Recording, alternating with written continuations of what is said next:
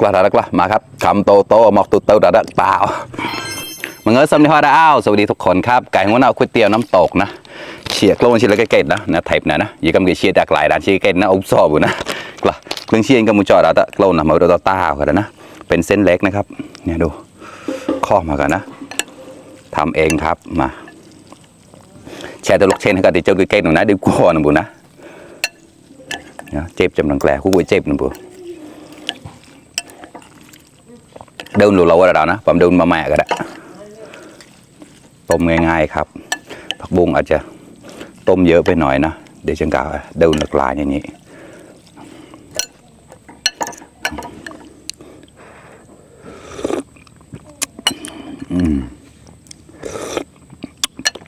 พอดีแต่จับเราได้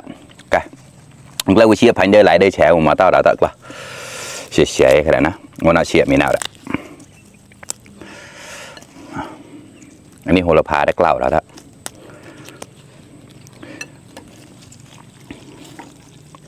หอมมากเลยนะก๋วยเตี๋ยวนี่มันต้องโหระพานะถึงจะได้เข้ากันก๋วยเตี๋ยวเรื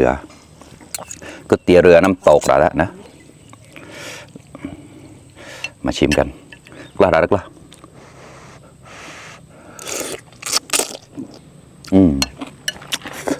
เส้นเขาดีมากครับข้อมากัน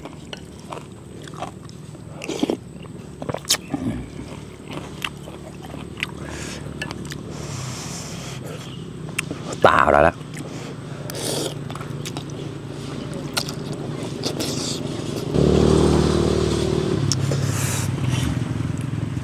ลูกเชน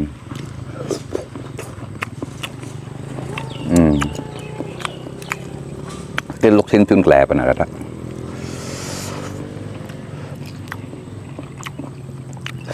กล้าดักละมาครับคำโตโตหมอกตุเตาดักเปล่า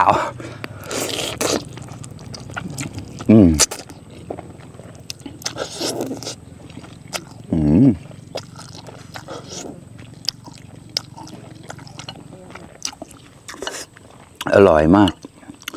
เรามากันได้ไหลโม่เลยไหลในมาเชียร์เดลวันอยู่นะเชียร์กระจอนเชียร์ดิบแตกปอม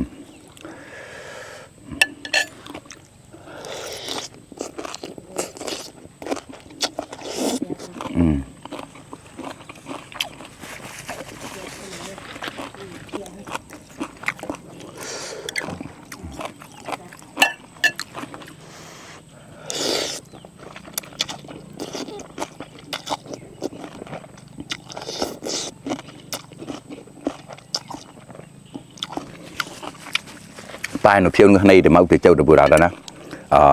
เมย์ปล่อยเต้าสักแน่เลยก่อนนะเต้าหอดนะถ้ากับมือเชียเพียวนี่เจ้าเชียนเพียวแต่นะกล้าคำโตโตหมอกตุเต้าดัดเยอะ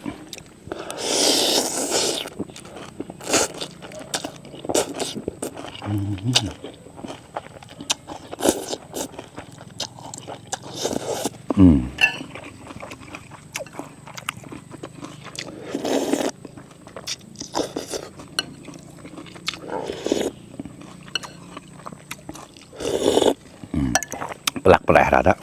ร้อนกันนะไม่มีลมเลยวันนี้แย่ลงหมด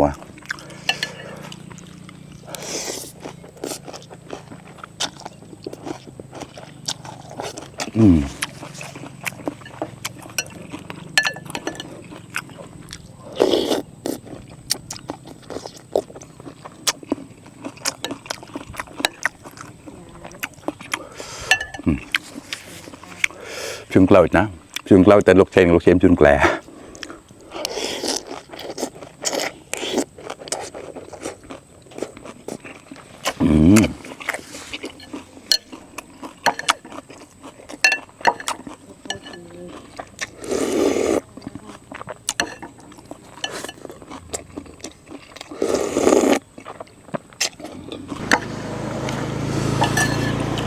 เนี่ย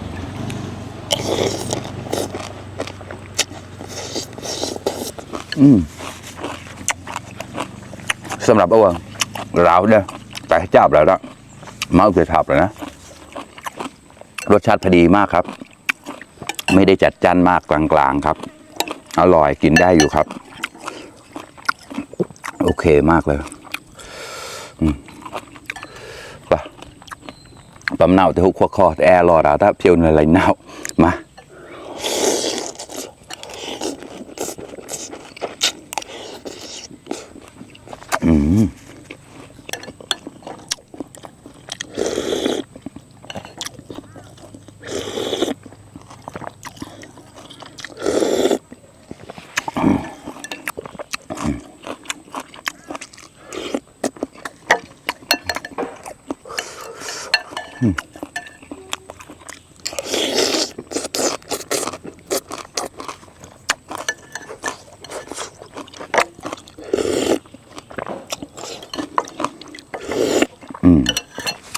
อร่อยมากข้อทัดแล้ว